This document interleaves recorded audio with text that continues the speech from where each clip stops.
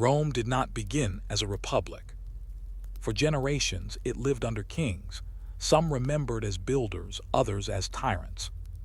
But when the Romans finally rejected monarchy, they did not simply overthrow a ruler. They rejected the very idea that one man should ever rule them again. The story of 509 BCE is not only about rebellion. It is about fear of power concentrated in a single pair of hands. And it is about memory, a political system built not on hope, but on trauma. This is the story of how Rome learned to hate kings, and why that hatred would shape everything that followed. Long before Rome called itself a republic, it was a city ruled by kings. This fact alone unsettles later Roman self-image, because the Romans would come to define themselves by their rejection of monarchy. Yet for centuries, kingship was not only accepted, it was foundational. In the ancient Mediterranean world, monarchy was not an anomaly. It was the default. City-states, tribal confederations, and early kingdoms almost universally relied on singular rulers who combined military command, religious authority, and judicial power. Rome, in its earliest centuries, was no different. According to Roman tradition, the city was ruled by 7 kings. This number was symbolic as much as historical, a way of organizing memory rather than a precise record.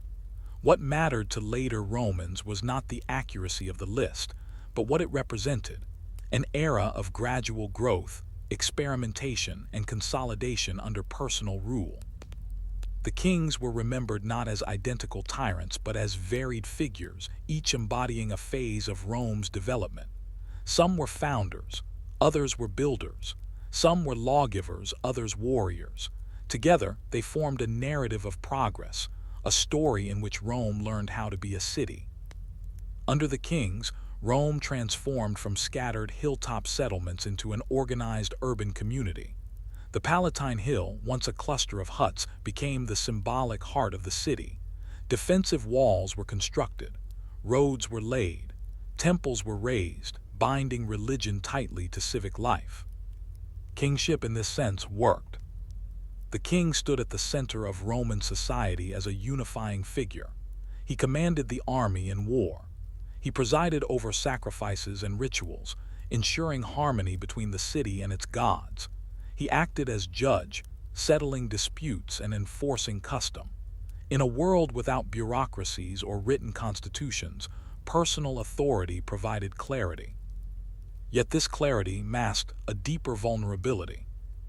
Royal authority in early Rome was not absolute in theory, but it was undefined in practice. The king was expected to respect tradition, the mos maiorum, the customs of the ancestors, but those customs were unwritten and unenforced. There was no formal mechanism to restrain a ruler who chose to ignore them. The Senate existed, but its role was advisory. Assemblies of citizens could be consulted, but they did not govern. Power ultimately flowed from the king's person, not from institutions. This arrangement depended entirely on restraint. As long as kings governed within accepted norms, the system functioned smoothly, but the system offered no protection against ambition, cruelty, or excess. Rome was discovering a political truth that would haunt it for centuries. Authority that relies on character rather than structure is always fragile. Importantly, the Roman kingship was not hereditary in the modern sense. Kings were chosen, not automatically born into power. This distinction mattered deeply to Roman self-understanding. Later Romans would argue that their monarchy failed not because kingship was evil in theory, but because no safeguards existed to prevent a bad king from doing harm. And yet, even elective monarchy concentrated immense power in one individual. The king held imperium's supreme command for life. There were no term limits, no colleagues, no vetoes.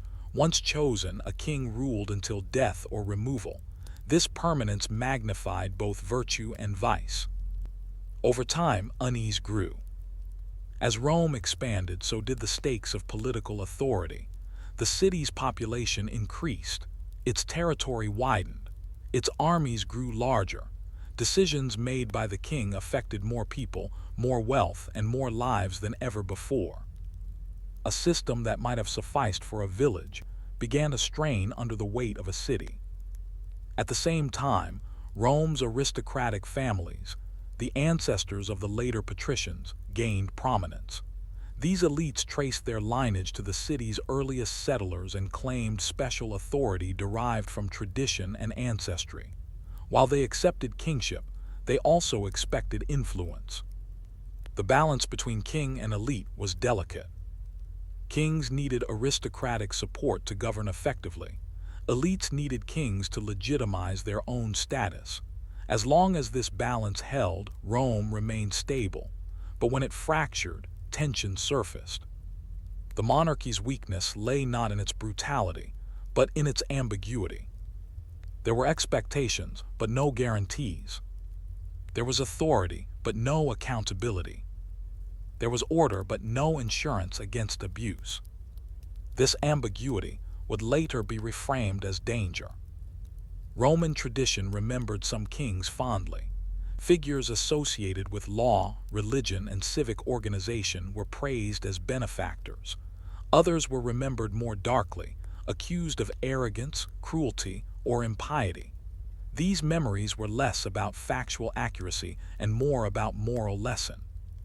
The Romans were already shaping history into warning. By the time of the later kings, especially those remembered as outsiders or foreigners, anxiety about royal power intensified.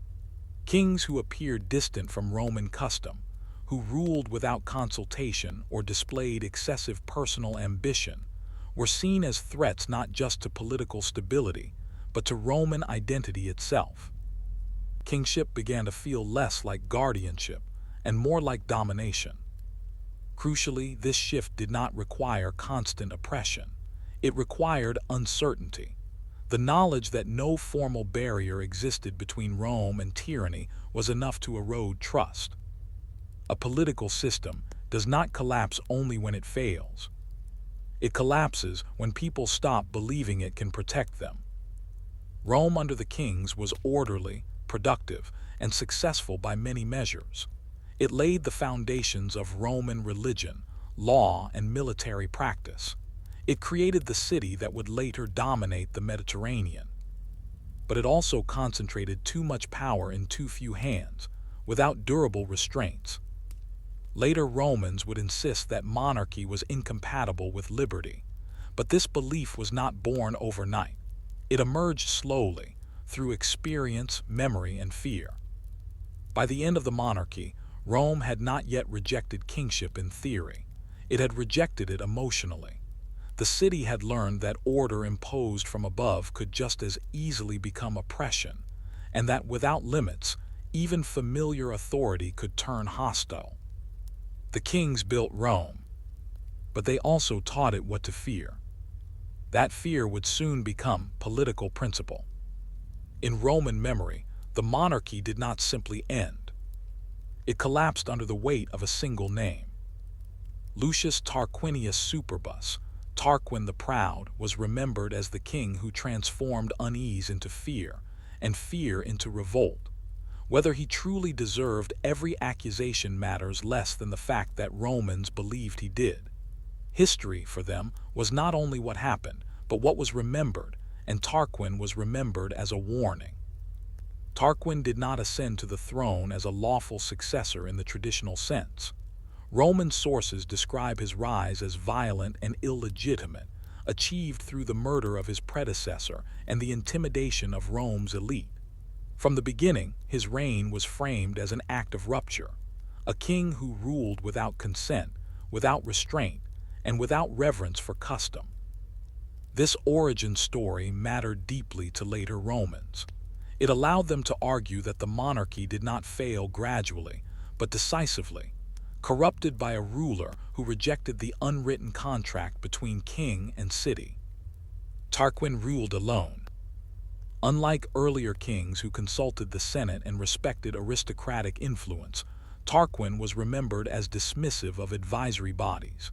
He executed or exiled rivals, reduced the Senate's role, and governed through personal authority reinforced by fear.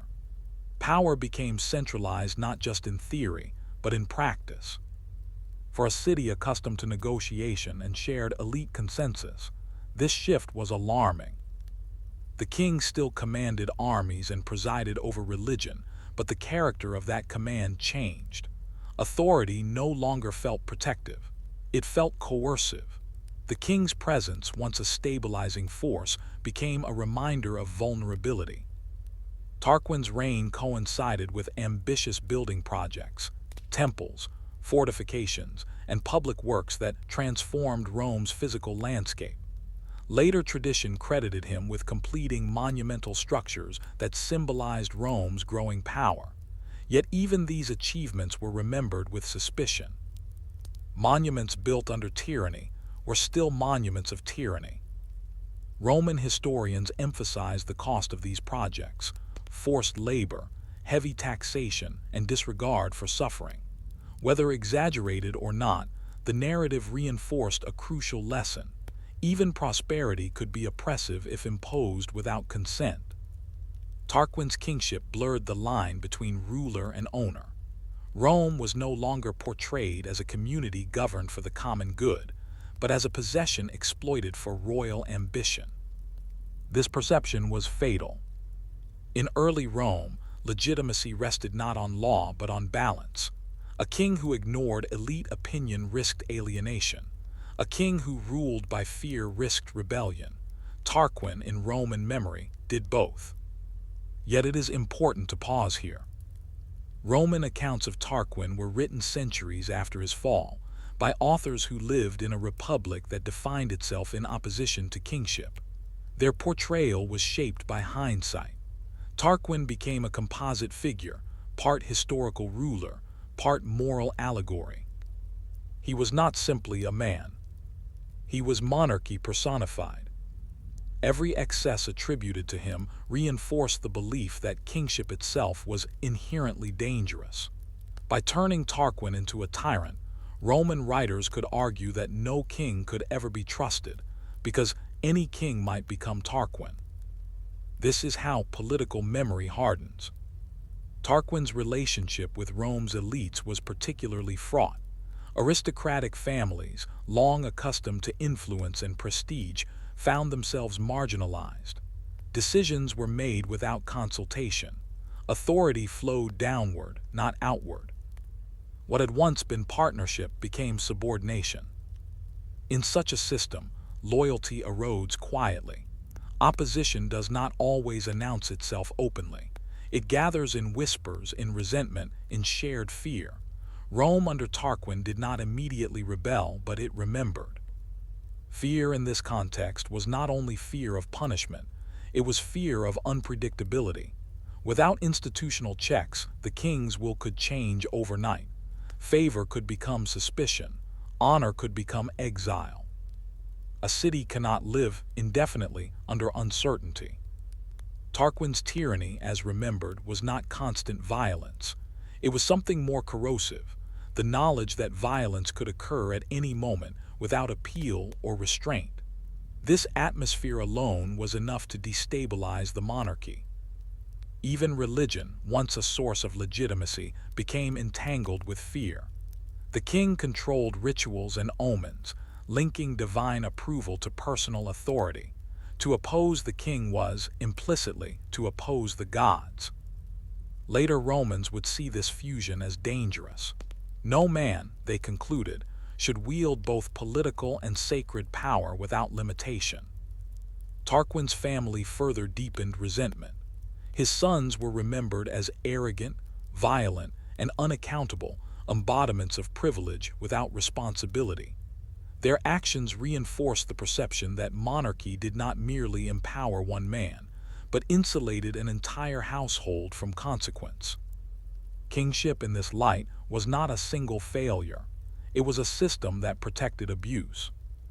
By the end of Tarquin's reign, Rome had not yet overthrown its king, but the monarchy had lost something essential: moral legitimacy. The king still ruled, but fewer believed he had the right to do so. This distinction matters. Revolutions do not begin when power disappears. They begin when authority is no longer believed.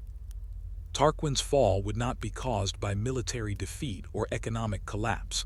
It would be triggered by moral outrage, a moment that transformed long-simmering fear into action. When that moment arrived, the monarchy had no reservoir of trust left to draw upon. The last king of Rome did not fall because he was weak. He fell because he stood alone. And in Roman memory, that solitude became the final indictment of kingship itself. Tarquin was expelled, but monarchy did not simply lose a ruler. It lost its future. From that point forward, the Romans would remember kings not as builders, but as threats, not as guardians, but as dangers waiting to emerge. The Republic was not yet born, but the idea that one man should never again rule Rome had already taken root. Political systems rarely collapse because of abstract principles. They collapse when an event crystallizes long-standing fears into something undeniable. For Rome, that event was the story of Lucretia. In Roman tradition, the overthrow of the monarchy did not begin with a battle, a famine, or a foreign invasion. It began with an act committed behind closed doors, an act that exposed in the most personal way possible what unchecked power could do.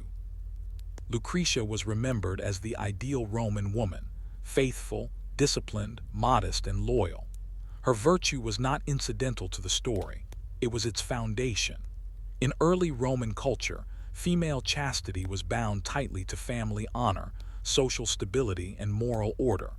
To violate a woman like Lucretia was not merely to harm an individual, it was to assault the values that held society together. According to tradition, Lucretia was the wife of a respected Roman noble. While the men of Rome were away, she remained at home, weaving by lamplight, a deliberate contrast to the indulgence and arrogance attributed to the royal household. This contrast mattered. Roman writers used it to construct a moral divide between the ruling family and the rest of the city.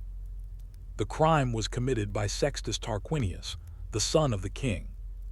This detail was essential. Had the act been committed by a common criminal, it would have been tragic. Because it was committed by the king's son, it became political. The royal family, protected by status, power, and fear, stood above consequence. There was no court to appeal to, no authority capable of punishment. The monarchy itself shielded the crime. This was the system laid bare. After the assault, Lucretia summoned her family. She did not plead for justice. She explained what had happened and then took her own life. For modern audiences, this moment is deeply unsettling, but for Romans, it carried a grim logic shaped by their values. Lucretia's death was not portrayed as despair, but as testimony. Her body became evidence in a world where legal redress was impossible. She could not punish the guilty, but she could expose the system that protected them. This act transformed private suffering into public outrage. Roman historians emphasize that Lucretia's death shocked the city not because it was sensational, but because it confirmed what many already feared, that under monarchy, no one was truly safe, not even the most virtuous, not even the most respected. The crime mattered, but the immunity mattered more. What made this moment revolutionary was not violence, but clarity. The monarchy could no longer pretend to be a guardian of order. It had revealed itself as incapable of restraining its own power. In Roman political thought, legitimacy was inseparable from moral authority. A ruler who could not protect the basic dignity of citizens, or worse, whose family violated it, forfeited the right to rule. Lucretia's death forced Rome to confront an uncomfortable truth. As long as kings existed, justice depended on their goodwill. And goodwill was not law. The response was immediate and emotional. Grief turned into anger. Anger turned into resolve. What had previously been whispered became spoken openly. What had been feared became undeniable. This was the spark that ignited accumulated resentment. It is important to understand how Romans used this story. They were not simply recounting a tragedy. They were constructing a moral argument against kingship itself. Lucretia was not chosen at random.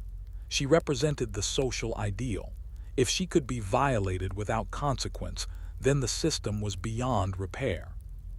Her death allowed Romans to say, "This is what monarchy does when left unchecked." From this point on, monarchy was no longer just politically dangerous. It was morally corrupt. The revolution that followed did not rely on ideology. It relied on shame. Shame directed not only at the perpetrator, but at the system that allowed him to act. The monarchy had failed its most basic obligation, to restrain power. Roman tradition emphasized that Lucretia's family did not seek vengeance through private violence. Instead, her death was used to mobilize the community. The personal became political. Grief became justification. This transformation is critical. Revolutions succeed when private suffering becomes collective meaning.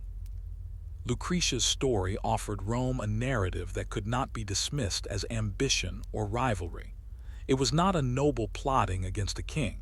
It was a moral reckoning. The monarchy had crossed a line that could not be uncrossed. Later Roman writers would revisit this episode again and again, refining its details, sharpening its symbolism. Over time, Lucretia became more than a historical figure. She became a foundation myth of the Republic, proof that tyranny begins not with armies, but with impunity. Her story also served as a warning to future generations.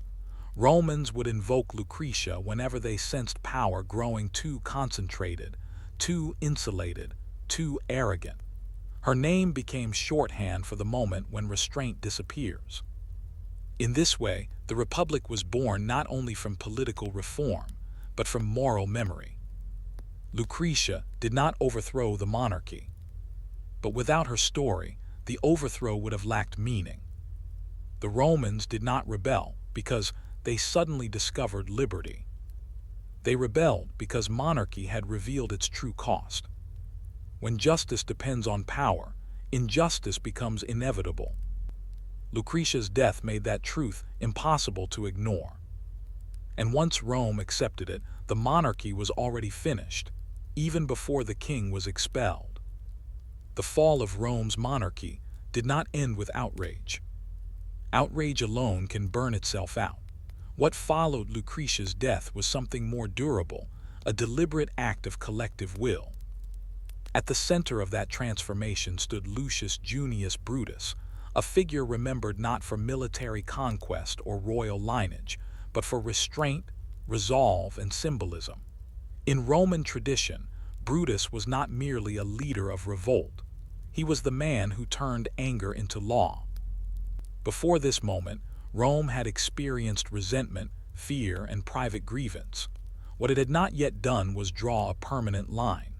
Brutus's significance lies precisely here. He ensured that the overthrow of Tarquin would not become a cycle, replacing one ruler with another, but a rupture from kingship itself. According to Roman memory, Brutus had long concealed his intelligence behind an appearance of simplicity, even foolishness. Whether this detail is historical or invented matters less than its meaning.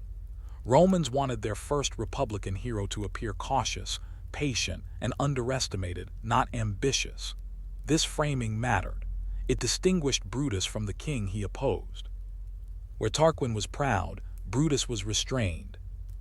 Where Tarquin ruled alone, Brutus acted collectively. After Lucretia's death, Brutus seized the moment. He displayed her body publicly, not to sensationalize tragedy, but to force Rome to confront what had happened. This act transformed grief into civic responsibility. It made the crime impossible to ignore and impossible to contain. But the decisive act was not the expulsion of the king. It was the oath. Brutus called upon Romans to swear that no man would ever again rule Rome as king. This was not a temporary promise aimed at Tarquin alone. It was a vow directed at the future, an attempt to bind generations yet unborn. The power of the oath cannot be overstated. In a society where written constitutions did not exist, oaths carried legal, moral, and religious weight. To swear was to place oneself under divine judgment. Breaking an oath was not merely political betrayal, it was sacrilege. By framing the rejection of monarchy as a sacred commitment, Brutus ensured that it would endure beyond the immediate crisis. The Romans did not say, "We depose this king." They said, "We abolish kingship." This distinction defined the republic. The oath also served another crucial function. It unified diverse interests. Rome's elites, long alienated by Tarquin's rule, could support the overthrow without appearing self-serving. The common people, outraged by injustice and insecurity, could participate in a collective act that promised protection. The oath created a shared enemy, not a man but an idea. From this point forward, Rex King became a term of suspicion and dread. Accusations of aspiring to kingship would later be among the most dangerous charges in Roman political life. To be suspected of wanting to be king was to be marked as an existential threat to the republic. This hostility was not irrational. It was learned. Brutus and his supporters did not claim that kingship was evil because Tarquin was cruel. They argued something more radical, that kingship itself created conditions in which cruelty could flourish unchecked. This was Rome's political insight. No individual, however virtuous, should hold unlimited power for life. Trusting character was not enough. Memory had shown how easily authority could be abused. Thus, the oath was both moral and practical. It did not promise equality or democracy. It promised something narrower but more urgent, that no Roman would again live at the mercy of a single will. The expulsion of Tarquin followed swiftly. The king and his family were driven from Rome, their property seized, their name condemned. But even in exile, Tarquin remained dangerous. Roman tradition records multiple attempts by him to regain the throne, supported by foreign allies and sympathetic elites. These attempts failed, and their failure reinforced the new political order. Each crisis strengthened the oath's authority. Each threat reminded Romans why they had sworn it in the first place. Fear became memory. Memory became identity. Brutus himself embodied the severity of this commitment. In one of the most famous episodes of Roman tradition, he is said to have ordered the execution of his own sons after they were implicated in a conspiracy to restore the monarchy. Whether historical or not, the story's meaning is unmistakable. The Republic demanded loyalty beyond family, beyond emotion, beyond personal interest. No one, not even the founder's children, stood above the oath. This was not compassion. It was principle. Rome was learning to value institutions over individuals. The oath against kings transformed Rome's political culture. Authority was no longer justified by lineage or charisma. It had to be temporary, shared, and accountable. Power could still be strong, but it could not be permanent. The king was gone, but kingship was the real target. In rejecting monarchy, Rome did not reject hierarchy, inequality, or aristocratic dominance. Those would remain. What it rejected was concentration, the fusion of supreme authority into a single, unchallengeable figure. This is why Brutus mattered so profoundly to later Romans. He represented not rebellion but boundary setting, not chaos but design. He was remembered as the man who transformed trauma into structure. The oath did not guarantee peace. It did not eliminate conflict, but it created a rule that would shape Roman politics for centuries. No one man could rule Rome. When later Romans faced dictators, civil wars, and emperors, they would look back to this moment, not with certainty, but with longing. The oath against kings became a measuring stick against which all future power was judged. In this sense, the Roman Republic did not begin with elections or laws.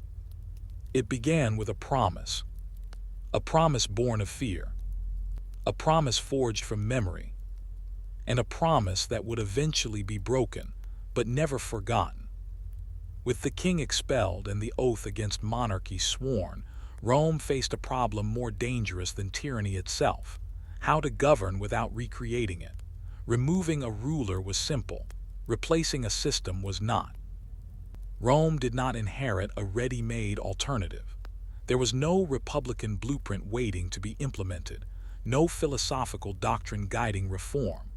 What emerged instead was an improvised political structure, shaped less by ideals of equality than by a single overriding concern: the prevention of another king. The Roman Republic was not designed to be democratic. It was designed to be safe. This distinction is essential to understanding its earliest form. Under the monarchy, power had been unified. The king commanded armies, judged disputes, led religious rites, and governed for life. The Republic would dismantle this concentration piece by piece, fragmenting authority across offices, time limits, and competing powers. The most important innovation was the replacement of one king with two consuls. Each consul held imperium, the authority to command armies, enforce law, and act in the name of the state. In another context, this power would have been indistinguishable from kingship. What made it different were the limits placed upon it. Consuls served for 1 year only. They governed together, not alone. Each could veto the other's decisions. These constraints were deliberate. Annual terms ensured that no individual could entrench himself in power. Collegiality ensured that no consul could act unilaterally without resistance. The veto transformed power into negotiation. Rome did not eliminate authority. It made authority inconvenient. This inconvenience was the point. The Republic assumed that ambition was inevitable. It did not rely on virtue to restrain it. Instead, it created friction, obstacles that slowed, redirected, and limited the reach of any single individual. Time itself became a political weapon. 1 year was long enough to govern, but too short to dominate. Even the most powerful magistrate would soon return to private life, subject once again to social pressure, legal accountability, and public memory. Alongside the consuls, other offices began to emerge. Some handled religious duties, separating sacred authority from military command. Others focused on administration, justice, or finance. Each office was narrow in scope, temporary in duration, and answerable to collective norms. What had once been embodied in a king was now distributed across a system. The Senate, which under the monarchy had advised the king, gained greater importance. Though it still lacked formal legislative power in the modern sense, it became a stabilizing force, a repository of experience, precedent, and continuity. Unlike the consuls, senators served for life. This permanence was not accidental. Rome balanced short-term executive power with long-term aristocratic memory. Where magistrates changed annually, the Senate endured. This created tension and stability. The people, too, played a role. Assemblies of citizens elected magistrates and approved certain decisions. Participation was limited and unequal, but it mattered symbolically. Authority now flowed, at least partially, from collective consent rather than divine sanction or royal lineage. Yet even here, the Republic was cautious. Assemblies did not govern continuously. They met at specific times for specific purposes. Popular power existed, but it was episodic and structured. Rome feared chaos almost as much as it feared kings. At every level, the same principle applied: no single center of control. Military command, once unified under a king, was divided. Consuls alternated leadership in the field. Religious authority was fragmented among priestly colleges. Judicial functions were separated from executive command. The Republic was not a clean system. It was layered, overlapping, and sometimes inefficient, but inefficiency was preferable to tyranny. This approach reveals something profound about Roman political psychology. Rome did not believe that good men would always rule. It believed that bad men eventually would. The Republic was a system built not on trust, but on suspicion. Checks and balances were not theoretical ideals. They were scars, institutionalized memories of past abuse. Each limit reflected a fear learned under monarchy: fear of permanence, fear of concentration, fear of silence. Silence especially had been dangerous. Under kings, dissent could be ignored. Under the Republic, disagreement was formalized. Vetoes, debates, and procedural delays were not obstacles to governance, they were safeguards. To act quickly was easy. To act alone was no longer possible. This structure also reshaped Roman values. Prestige shifted from hereditary power to public service. Ambition found expression not through domination, but through competition for office, honor, and reputation. Conflict did not disappear. It was redirected. The Republic institutionalized rivalry. Elections became arenas of competition. Offices became stepping stones. Political life became a contest governed by rules rather than force, at least in theory. Yet the system was fragile. Because it was designed defensively, the Republic relied heavily on shared memory. Its limits worked only as long as Romans remembered why those limits existed. Fear of kingship had to remain vivid. Once it faded, the safeguards could be tested and eventually broken. Still, in its early form, the Republic was a remarkable experiment. It replaced permanence with rotation, unity with division, personal rule with procedural authority. It did not promise justice for all. It promised restraint. Rome had learned that power itself was not the enemy. Unchecked power was. By dividing authority, shortening terms, and multiplying offices, the Republic sought to ensure that no one could again claim Rome as personal property. The king had ruled over Rome. The Republic forced its leaders to rule within it. This distinction would define Roman politics for centuries, until the system designed to prevent kingship gradually created new forms of dominance it could no longer contain. But in 509 BCE, the goal was clear. Never again one man. Never again for life.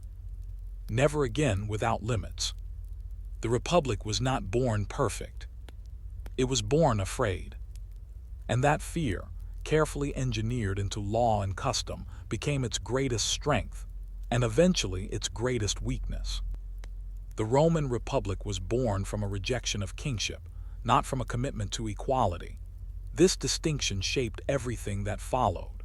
While the new system succeeded in preventing the return of a single ruler, it did not fundamentally redistribute power within Roman society. Instead, it reorganized who held authority and how securely they held it. In the years after the expulsion of the kings, Rome did not become a city of equals. It became a republic governed by an elite. This was not hypocrisy in Roman terms, it was continuity. The men who led the overthrow of the monarchy were drawn largely from the same aristocratic families that had advised, competed with, and sometimes suffered under the kings. Their goal was not to empower the masses, but to ensure that no individual could dominate the elite as Tarquin had done. Liberty in the early republic meant freedom from domination by a king, not freedom from hierarchy. Roman society was divided broadly into two groups, the patricians and the plebeians.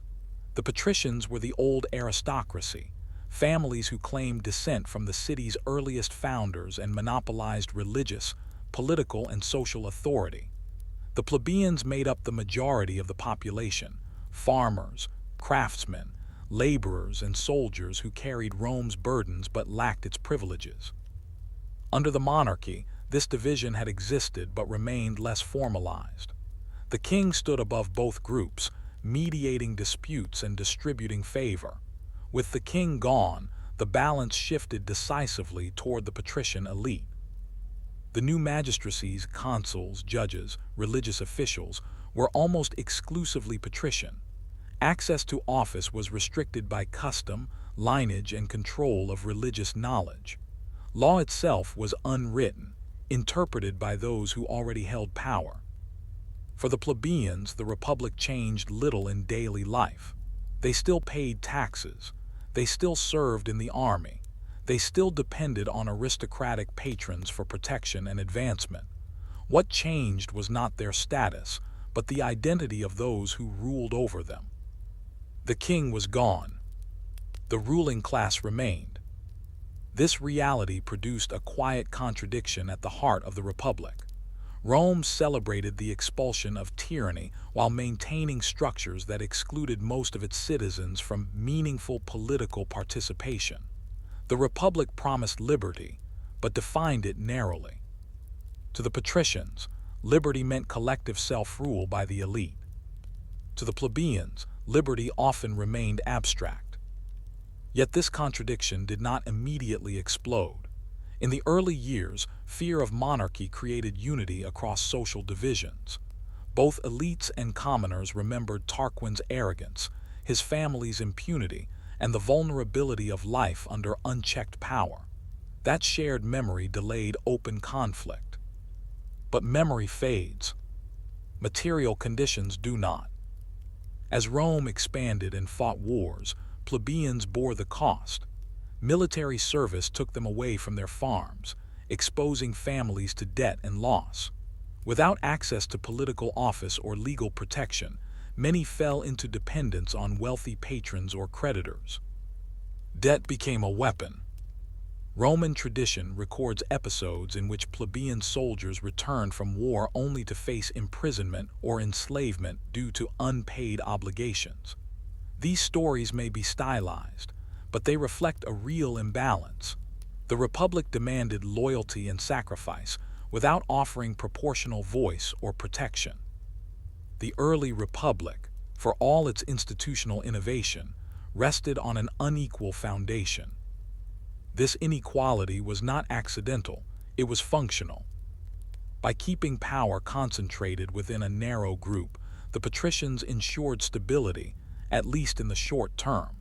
Decisions could be made efficiently. Policy reflected elite consensus. The Republic avoided the volatility that might arise from broader participation. But stability purchased at the cost of exclusion carries its own risks. As the monarchy receded into memory, plebeians began to question what the Republic truly represented. If kingship had been abolished to prevent domination, why did so many still live under conditions they could not challenge? This question would not be answered immediately. Instead, it would define centuries of internal struggle known to later historians as the conflict of the orders, a long, uneven process through which plebeians gradually forced concessions from the elite. Importantly, these conflicts did not aim to overthrow the Republic. They aimed to reshape it. Plebeians did not demand a king. They demanded access. They wanted written laws instead of arbitrary judgment. They wanted representation instead of dependence. They wanted protection against abuse by those who monopolized authority. The Republic, ironically, created the space for these demands to emerge. By eliminating a single ruler, it made visible the structures of power beneath. Once authority was divided, it became negotiable. This was an unintended consequence of the anti-monarchical system. Yet even as plebeians pushed for rights, the Republic's core identity remained intact. Kingship remained taboo. No reform, no protest, no concession ever challenged the oath against kings. The memory of monarchy continued to unite Romans across class lines, even as they fought over everything else. This shared hatred of kingship is one of the Republic's great paradoxes. It allowed Rome to endure intense internal conflict without collapsing into tyranny. Even when elites resisted reform, they framed their resistance in republican terms, defending tradition, not personal domination. The Republic's narrow base thus produced both instability and resilience. Instability, because exclusion generated resentment and crisis. Resilience, because conflict occurred within a shared political framework. Rome learned to argue without abandoning its system, at least for a time. The early Republic was not a promise fulfilled. It was a process begun. Its freedom was partial, uneven, and contested, but it was real enough to be defended, expanded, and reinterpreted by later generations. The fact that plebeians demanded inclusion rather than monarchy speaks to the power of the Republican idea, even in its flawed form. The Republic did not belong to everyone, but it belonged to enough people to survive. For now, the seeds of Rome's greatest achievements and its deepest fractures were already present. A state built to prevent kings had created a new question it could not easily answer. Who exactly was the Republic for? That question would echo through Roman history, shaping reforms, revolts, and compromises, until the system born from fear of kings would one day confront a different kind of ruler altogether. By the time the Roman Republic was firmly established, the events of 509 BCE had already begun to drift from lived experience into remembered truth. What Rome preserved was not a perfect record of what happened, but a story carefully shaped, repeatedly told, and politically indispensable. For the Romans, memory was not passive. It was active. It governed. The overthrow of the monarchy became more than a historical moment. It became a moral boundary, a line that defined who Romans believed themselves to be and what they believed they must never become again. In this sense, 509 BCE was not simply remembered. It was used. Roman writers, politicians, and citizens returned to this date whenever power felt threatened, whenever authority grew too concentrated, or whenever a single individual appeared to rise too far above the rest. The past was not distant. It was present, invoked, cited, and weaponized. This was not accidental. The Republic depended on memory in a way the monarchy never had. Kings had ruled through permanence and divine sanction. The Republic ruled through precedent and fear of repetition. Its authority rested not on sacred bloodlines, but on shared recollection of catastrophe avoided. The fall of the kings was framed as a lesson learned the hard way. Roman tradition emphasized that the monarchy did not collapse because kingship was inherently chaotic. It collapsed because it lacked limits. This distinction mattered deeply. It allowed Romans to argue that the Republic was not radical or reckless, but cautious, born from experience rather than ideology. Memory thus became conservative as well as revolutionary. By telling the story of 509 BCE again and again, Romans taught themselves what to fear. Tarquin, Lucretia, Brutus, and the oath against kings were not just historical figures and acts. They were symbols, simplified, sharpened, and moralized. Complexity was stripped away. Ambiguity was reduced. Meaning was clarified. This is how founding myths function. The Republic's survival depended on a shared understanding that kingship was not merely undesirable, but dangerous. That belief did not emerge naturally in every generation. It had to be reinforced through education, ritual, and political rhetoric. Children learned it as history. Adults invoked it as warning. Politicians exploited it as accusation. To be suspected of aspiring to kingship was among the gravest charges in Roman public life. Even centuries later, long after the monarchy had faded into legend, the fear remained potent. Ambitious men took great care to deny any hint of royal intention. Power had to be justified as temporary, collective, and reluctant. This culture of suspicion shaped Roman behavior at every level. Leaders emphasized humility. Magistrates stressed obedience to law. Even victorious generals were expected to relinquish command and return to private life, at least in theory. Whenever they failed to do so, Romans reached instinctively for the language of 509 BCE. The past offered a vocabulary for resistance. It is important to understand that Roman memory was selective. The kings who were remembered positively faded into the background. Their achievements were acknowledged but rarely celebrated. What endured was the final king, the tyrant, and the moment of rejection. Rome remembered danger more clearly than success. This imbalance was intentional. The Republic did not want nostalgia for monarchy. It wanted aversion. The story of 509 BCE was therefore sharpened into a moral contrast: virtue versus arrogance, restraint versus excess, liberty versus domination. Lucretia's suffering, Brutus's severity, and the oath's permanence all reinforced the same message. Unchecked power destroys trust, and without trust, no community can endure. Over time, this message became so ingrained that it shaped Roman reactions even to necessary authority. Dictatorships were permitted in emergencies, but only for limited terms.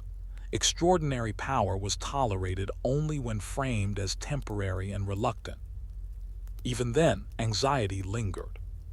The Republic lived in constant tension between necessity and fear. It needed strong leadership in war and crisis. Yet every expansion of authority risked awakening memories of kingship. This tension defined Roman political life. Memory, in this sense, acted as a brake. But memory can fade. As centuries passed, the Republic expanded far beyond the city that had overthrown its kings. Rome became an empire in all but name. Command grew distant. Armies became loyal to generals rather than institutions. The scale of governance outpaced the structures designed for a city-state. And yet, even as reality changed, memory endured. Romans continued to speak the language of the Republic long after its conditions had eroded. They invoked the oath against kings even as power concentrated once more. They condemned tyranny even as they tolerated extraordinary authority. This contradiction did not go unnoticed by Roman writers. Some saw it as hypocrisy. Others saw it as tragedy. A system built on memory had outlived the circumstances that gave that memory meaning. Still, the persistence of 509 BCE in Roman consciousness is remarkable. Few societies cling so fiercely to a single founding moment. Fewer still allow it to shape political behavior for centuries. Rome did both. The Republic was not held together by optimism. It was held together by caution. The memory of kingship functioned as a negative ideal, a vision of what Rome must never become. Even when the Republic failed to live up to its own values, it measured itself against them. This is why 509 BCE mattered long after its facts blurred. It provided Rome with a story of self-restraint, a story of learning, a story of refusal. When the Republic finally collapsed and Rome accepted one-man rule again, the language changed, but the memory did not disappear. Emperors avoided the title of king. They claimed to restore the Republic even as they dismantled it. They ruled through forms shaped by a past they could not erase. The shadow of 509 BCE lingered over imperial Rome. In this way, the overthrow of the monarchy achieved something paradoxical. Even in failure, it shaped Rome's future. Even when kings returned in all but name, Romans still spoke as if they hated them. Memory outlasted institutions. 509 BCE was not just the beginning of the Republic. It was the beginning of Rome's uneasy relationship with power itself. A relationship defined not by certainty, but by fear, and by the belief that forgetting the past was more dangerous than repeating it. Rome did not destroy monarchy because it had discovered a better system. It destroyed monarchy because it had learned what it feared. This distinction matters because it reveals the emotional foundation of the Roman Republic. The Republic was not born from hope, optimism, or abstract ideals of equality. It emerged from memory, from the conviction that something once endured must never be allowed to return. At its core, the Republic was an act of remembrance. The Romans did not trust power, they trusted experience. Kings had built Rome, but they had also exposed its vulnerability. When authority had no limits, when justice depended on proximity to the ruler, when power could not be challenged, Rome had felt itself standing on unstable ground. The Republic was Rome's attempt to solidify that ground, not by eliminating power, but by surrounding it with restraints. Every institution the Republic created carried the imprint of what came before. Annual terms remembered lifetime rule. Collegial offices remembered solitary command. Vetoes remembered silence. Law remembered arbitrariness. Shared authority remembered fear. Nothing in the Republic was accidental. And yet the Republic was never meant to be perfect. It was meant to be safer. The Romans did not believe that human nature could be corrected. Ambition, envy, pride, these were constants. What could be shaped was the environment in which they operated. By forcing ambition to compete, by dividing authority, by making power temporary and visible, the Republic sought to turn private desire into public service. This was its wager. For centuries, it worked, not flawlessly, but resiliently. Rome endured internal conflict without collapsing into permanent tyranny. It absorbed social pressure through reform rather than revolution.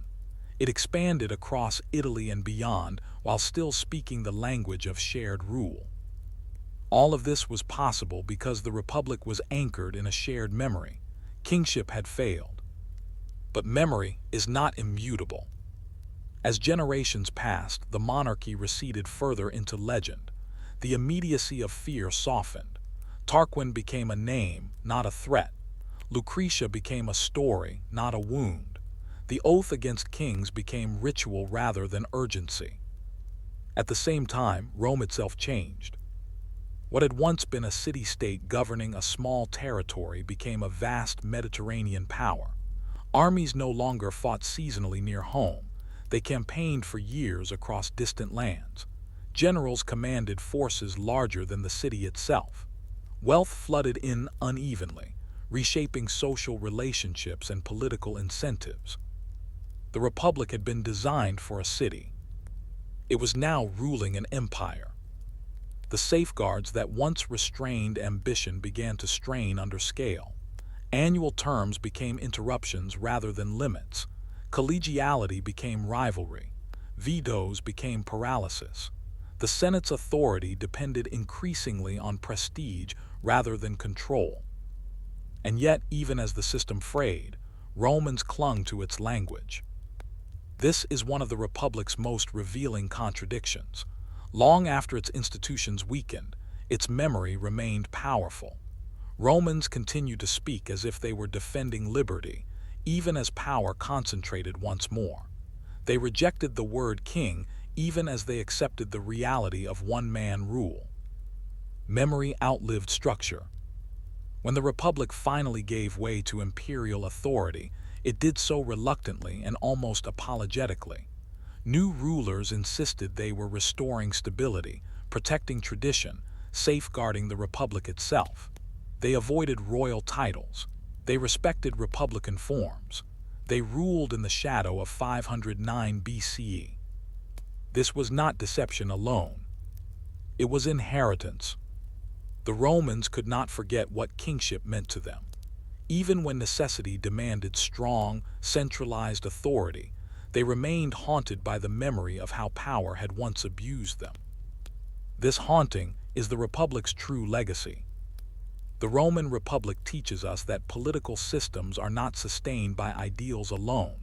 They are sustained by emotion, by shared fears, shared stories, and shared boundaries. Laws endure when people remember why they exist. Institutions survive when memory reinforces them. When memory fades, systems become vulnerable. Rome's experience reminds us that freedom defined only as the absence of a king is incomplete.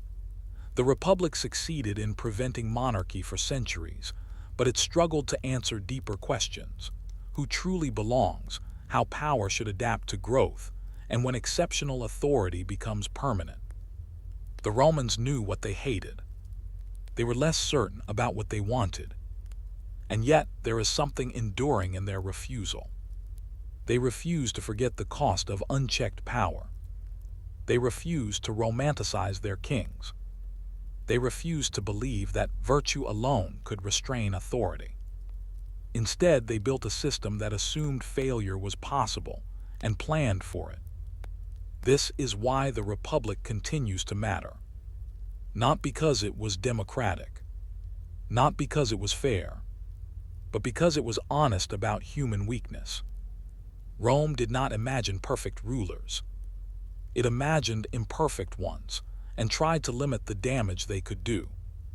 The overthrow of the monarchy in 509 BCE was not the triumph of liberty over oppression. It was the beginning of a long negotiation between power and fear, ambition and restraint, memory and necessity. That negotiation never truly ended. Every generation of Romans returned to it, reshaping the Republic to meet new realities while invoking old warnings. Some succeeded, others failed. Eventually, the balance tipped too far to recover. But even in collapse, the Republic left behind a question that still resonates. How much power is too much, and who decides? Rome's answer was imperfect, fragile, and temporary. But it was deliberate. The Republic did not promise safety forever. It promised vigilance. And perhaps that is its quiet lesson. Not that kings are inevitable. Not that republics are eternal. But that societies endure only as long as they remember why their limits exist. Rome forgot slowly. And when it finally forgot, it called its kings by another name. Fade to silence. If you'd like to keep exploring history's biggest questions, you're welcome to subscribe and continue this journey. And if there's a moment from the past you think deserves a deeper look, feel free to share it in the comments.